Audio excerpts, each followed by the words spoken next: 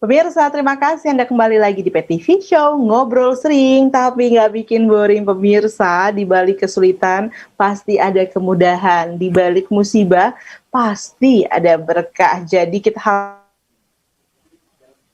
pandai untuk memaknai kejadian, apakah itu musibah, apakah itu berkah, karena sejatinya setiap kondisi, setiap kejadian, setiap takdir yang hadir untuk kita, semuanya bisa menjadi berkah, tergantung bagaimana kita caranya untuk menyikapi hal tersebut, gitu.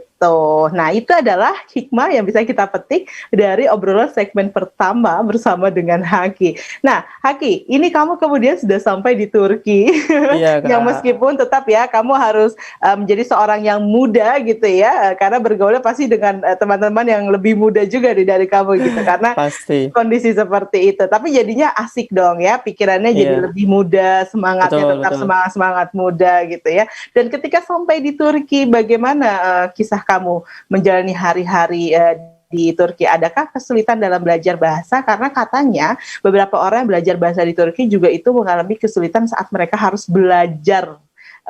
Artinya bahasa yang digunakan berbeda antara bahasa conversation dengan bahasa Akademis. akademis. Nah, bagaimana kalau kamu sendiri? Oke. Ini sebelum kita ranah ini ya, kita proses belajar atau kuliah, mengingat sejarah tahun 2016, Kak. Turki itu Oke. pernah mengalami kudeta.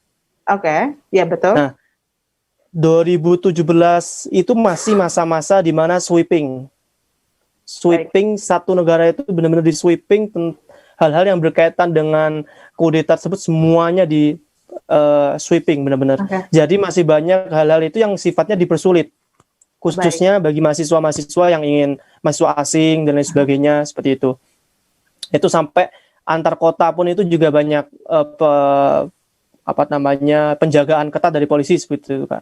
Jadi memang ketika itu sedikit sulit untuk orang asing, orang Indonesia, mahasiswa asing itu untuk masuk ke Turki ketika tahun 2017. Tidak seperti tahun sekarang. Tahun sekarang kan banyak sekali itu mahasiswa-mahasiswa Indonesia baru yang datang ke Turki dengan semangat yang berbeda-beda. Betul. Ada yang semangatnya hanya sebatas ingin ke Turki, hanya sebatas ingin mungkin nyari pasangan hidup, bisa jadi, Kak. Oke, bisa jadi ya. Banyak sekarang orang banyak motivasinya ya. Motivasi betul, ke negara apa itu.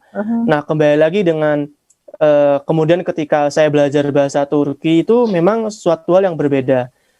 Bahasa yang unik, kok dibilang bahasa Turki itu bahasa yang sebetulnya tidak jauh lama daripada bahasa Inggris atau bahasa Arab seperti itu, Kak. Uniknya bahasa Turki itu kosakata bahasa Turki itu mencangkup dari beberapa bahasa.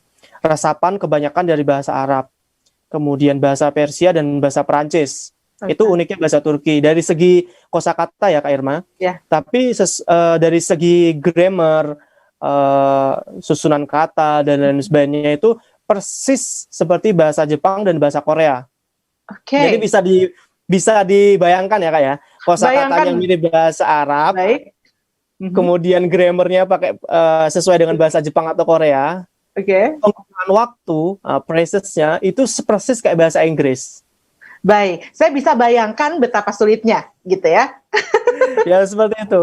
Jadi di awal untungnya saya sudah bisa menguasai dua bahasa asing yang lain, gitu, bahasa Arab dan bahasa Inggris. Jadi itu sangat membantu sekali di awal belajar bahasa. Tapi memang ketika masuk ranah kuliah, itu luar biasa sekali susahnya, Kak.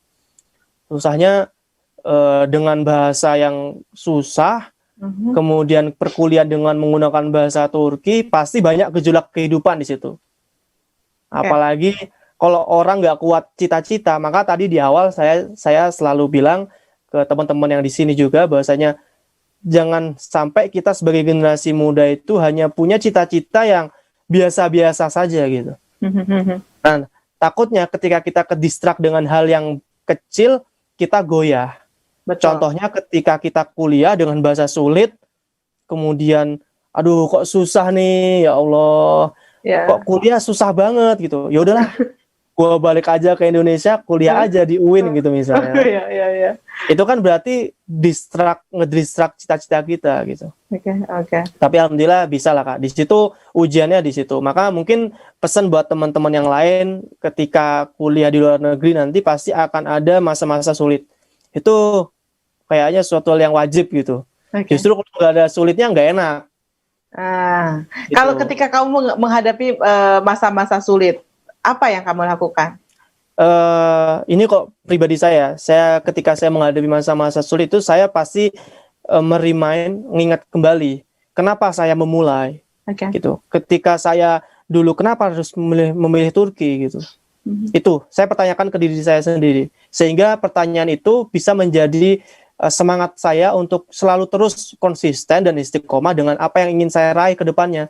Karena bagi saya cita-cita menjadi seorang pemuda, seorang muslim khususnya ya, jadi seorang pemuda muslim, kemudian menjadi seorang generasi yang harus bisa diunggulkan, itu jangan sampai kita punya cita-cita, saya kuliah di luar negeri, pulang ke Indonesia, bisa cari kerja yang mapan, punya uang, punya rumah, punya istri, punya anak. Bagi saya itu cita-cita yang biasa-biasa saja.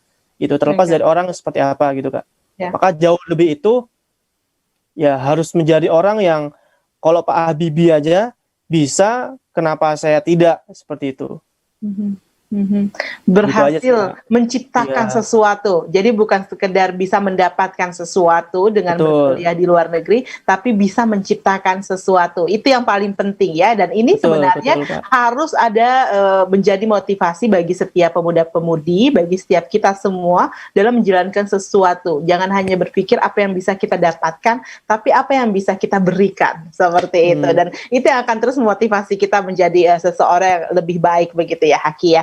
Nah, Haki, untuk ke Turkinya sendiri, ketika kamu berada di Turki, kita tahu bahwa yang namanya belajar, lagi-lagi ya, belajar itu kan bisa di mana saja, dengan siapa saja, termasuk belajar untuk menjadi lebih baik pastinya, karena kalau belajar itu untuk menciptakan sesuatu yang buruk, nah itu nggak perlu dipelajari gitu ya. Tapi kita harus belajar untuk menjadi yang lebih baik, untuk bisa melakukan perubahan yang lebih baik gitu. Nah, seperti Turki sendiri, kita tahu mungkin kalau pemirsa suka mengakses beberapa portal media begitu ya, portal berita di mana dikatakan bahwa negeri ini atau negara Turki ini termasuk yang menjadi negara yang terus menjadi lebih baik, melakukan improvisasi gitu dibandingkan dengan Turki yang dahulu. Nah, kita dengerin cerita dari Haki. Seperti apa sih peradaban Turki sekarang dan Turki yang dahulu? Baik, nih sebetulnya pembahasan sedikit berat ya Kak, pembahasan tentang peradaban Turki lampau dan sekarang. Mungkin sedikit saja. Lah ya. Sedikit aja. Baik. Gini, kalau kita mengingat tentang peradaban, berarti kita mencangkup tentang semua aspek Kak. Entah itu dari ekonomi, perkembangan teknologi dan lain sebagainya. Turki itu dulu satu-satunya negara di mana pernah di atasnya itu berada suatu dinasti keislaman terlama di muka bumi. 8 abad, dinasti Ottoman. Tahu Al-Fatih itu, Al-Fatih, Sultan Al-Fatih yang membebaskan Konstantin itu kan di sini gitu. Mungkin insya Allah kapan-kapan kita bisa tur lah. Benteng Konstantin itu di mana kapalnya yang diangkut dari suatu laut ke laut yang lain itu benar nyata Kak.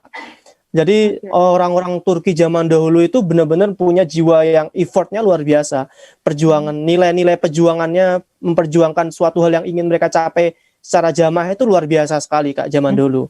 Karena mereka memegang teguh nama Islam, identitas mereka sebagai seorang Muslim khususnya ya. Dan mungkin ini for information, di Turki itu hampir 98% itu semuanya Muslim. Sedikit sekali non-Muslim di sini, tapi kembali lagi nanti akan saya jelaskan di Turki zaman sekarang. Dulu bagaimana orang Turki itu sangat bangga dengan bangsa mereka, kemudian mandiri, bangsa yang mandiri, kemudian sampai Turki itu pernah menjadi pusat perdagangan menuju Eropa. Jadi kalau secara geografis itu Turki satu-satunya negara pintu masuk antara gerbang antara barat dan timur. Itu Turki ya? Ya, Turki. Jadi barat dan timur itu bukan secara geografis ya, secara budaya dan kultur itu kalau ke Eropa dekat, ke Timur Tengah juga sangat dekat Kak. Jadi pertemuannya di Turki. Jadi kalau di Turki itu sekarang kalau dibilang Eropa tapi Islam ya mungkin Turki gitu. Ya, betul, Itu. betul, betul. Itu zaman dahulu. Jadi banyak perkembangannya dari wakaf, kemudian dan lain sebagainya. Kalau melihat zaman sekarang, mungkin nama negara Turki itu baru membooming di Indonesia itu kurang dari 10 tahun belakangan ini ya. Yes. Ya, itu memang saya rasakan sendiri. Di mana Turki itu tahun 2009, tahun 2008 itu memang masih dalam masa-masa bukan terburuk ya, masa-masa di bawah gitu, masa-masa di mana ekonomi belum stabil dan lain sebagainya. Sama dulu di Turki itu mata uang itu sama kayak di Indonesia, banyak nol-nolnya gitu. Okay. Kemudian ada redenominasi tahun 2009. Kemudian dulu Turki kenapa mengalami kemunduran? Karena benar-benar di mana dulu pernah Turki itu mengalami masa sekularisasi yang sangat parah. Oke. Ya, untungnya di Indonesia belum sampai ya. Nauzubillah misalnya, jangan sampai ya. Ini kalau belum sampai pada masa itu pun sepertinya kondisi sekarang di Indonesia kita tahu lah ya seperti apa kondisinya. Melalui media sendiri, berita-berita kita tahu kondisinya. Jadi kalau sampai itu terjadi, saya tidak bisa bayangkan seperti apa kondisi negara kita tercinta ini. Kalau sedikit, jangankan masalah pakai hijab Kak, pakai hijab kan ya. Sekarang nggak tahu lah kalau di Indonesia seperti apa. Saya nggak mau terlalu masuk ke situ. Di Turki aja dulu keluar rumah pakai hijab langsung dimasukkan penjara. Oh, oke. Iya, sampai seperti ini. Kemudian juga pernah ada masa di mana suara azan itu harus menggunakan bahasa Turki. Itu berlangsung sampai tahun 1960-an, kalau nggak salah. Azan dilarang pakai bahasa Arab.